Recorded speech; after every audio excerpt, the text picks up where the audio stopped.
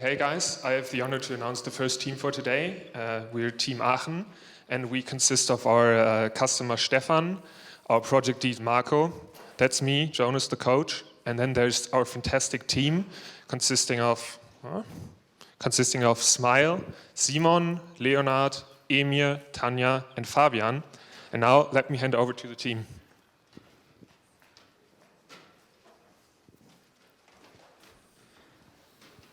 Thank you, Jonas. So let's get started with the demo right away.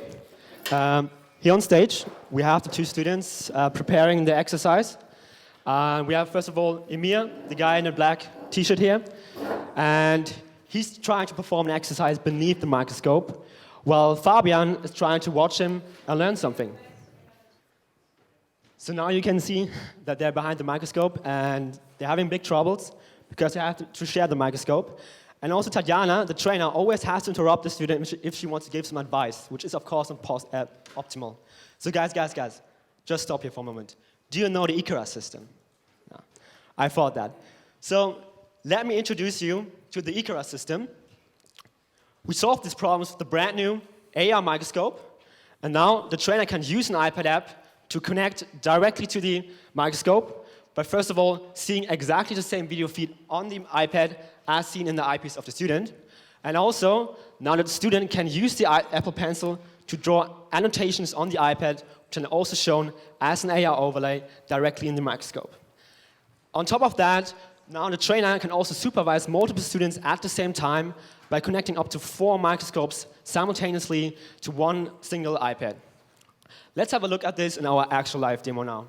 So, for you, Tatjana, I've got this iPad here with our Icarus app installed on it.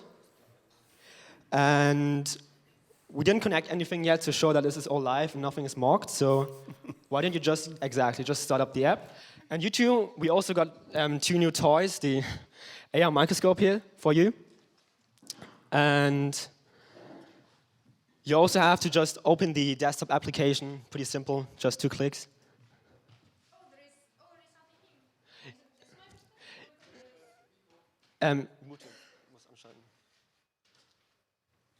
Exactly. So the microscopes are automatically discovered by the app if they are on the same network. And how does it work? Well, actually, it's Bonjour. Bonjour. Non, I mean la technologie. Apple's Zero Configuration Network Discovery Protocol called Bonjour. And what that essentially means, because it's a very long word which is hard to understand, is that each computer which is connected to the microscope publishes a service into the network, and it can be automatically and almost instantly discarded by our app in the background. So now, as you can already see, our microscope already was displayed on the iPad, and Tanja can already start to use it. But as software tends to fail sometimes, we added a manually solution which can be found right here with the manually add button. And now Tanja can also go up to a computer and scan in a QR code, which also contains all relevant information. And now you see right there another microscope was connected. And now I'd like to hand over to Simon, who will talk to you a bit more about our video streaming pipeline. Thank you, Smile. As you can imagine, the video processing feature is an integral part of our software. And in fact, it's got to tackle 3 tasks at the same time. First of all, we want to stream it to the iPad. Secondly, we want to present it inside the microscope. And last but not least, we want to record it on disk as well. Now, the issue is that each of these tasks has got very different requirements regarding the video it receives. For example, the video footage that has to be stored on disk needs to be encoded as efficiently as possible while maintaining the high resolution of 6K. Exactly. We got 2 cameras, so we got 2 6K video footage. It's quite a lot to handle. Anyway, however, when we want to stream it to the iPad, we don't need that high resolution. So what we want to do first is scale it down, then transcode it in order to save bandwidth, and then finally send it off to the iPad. How did we achieve all of this? Well, we decided to use a powerful, industry-adopted, open-source multimedia framework called Gstreamer. Gstreamer uses a concept of pipelining. Think of it as a water flowing through pipes, it's splitting up and flowing in all kinds of directions. Instead, we obviously don't work with water, but we have our video feed, and we can split it up in between. And since transcoding 6K video material is really demanding even for the most powerful consumer market CPUs out there, we kind of are forced to use CUDA to run transcoding jobs on dedicated GPUs, which then enable us to simultaneously stream, present, and record on disk, all happening at the same time. Sorry for interrupting your great exercise, Tanya. Please continue. Thank you, Simon. Let's try our app out by doing a small exercise called paying by numbers. And due to our Icarus system, you can now see it directly on the screen. Now I will give students some guidance, which they directly will be showing in the eyepiece of the microscope. So, Emir, could you please point out this part of the mouse with the corresponding color? Just like this.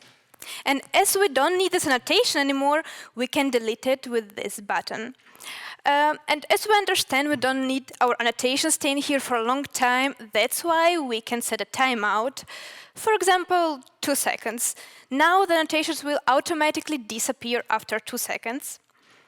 So, Emir, could you please point out this part of the mouse?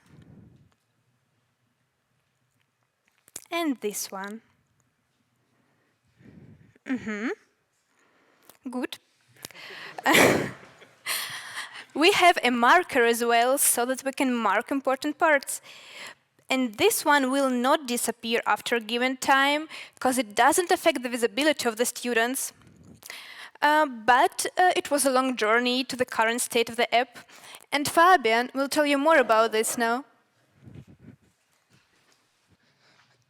Yes, maybe the biggest problem was that we started with PencilKit. Don't get me wrong, it's really easy to allow simple stuff like allowing the user to draw on the video stream. But if you want to do anything more complex, even if it's just changing the eraser size, it's just not possible. This caused our switch to the third-party library SwiftlyDraw, which just gave us a lot more possibility when it comes to annotation streaming. Let's have a closer look at this. First of all, the user needs to draw the annotation on the iPad, which is then converted to an SVG and serialized with Google's protobuf to minimize the data. This raw binary blob is now sent over a WebSocket connection to the Microscope, where it's deserialized with protobuf again, and the SVG is reconstructed.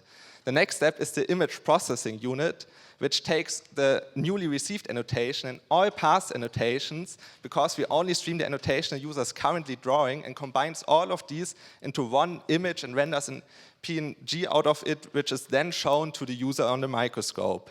Now Emir will tell you how our app works in class. A highly requested feature from our customers was a completely separate Airplay View to further aid the teaching process. So now, when the teacher turns on Airplay, the external display looks something like this.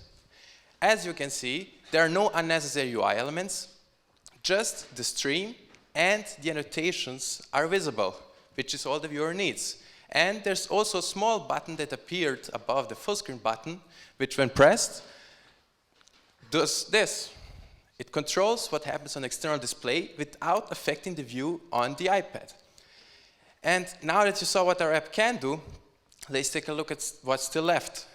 A few features which our customer requested, if we have the spare time, are a special way of annotating under the microscope to further aid the teaching process, a special video player which can play the video with annotations as an overlay, which although we store the video annotations, we still can't play them together. And few features which we wanted to implement are a laser pointer to further aid in pointing out things under the microscope, and an embedded device which contains the logic for a microscope, so you don't have to carry a bulky desktop PC every time you use it. And we need to polish our app a bit more, which we still have a few bugs which need to be fixed. So that's it. I'd like to hand off to our customer, Stefan Jonas, for a small statement.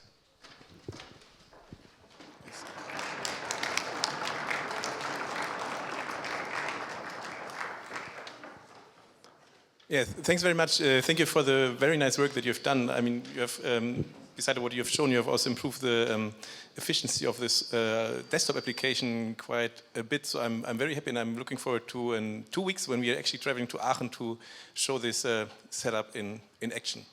Thank you very much. Thank you.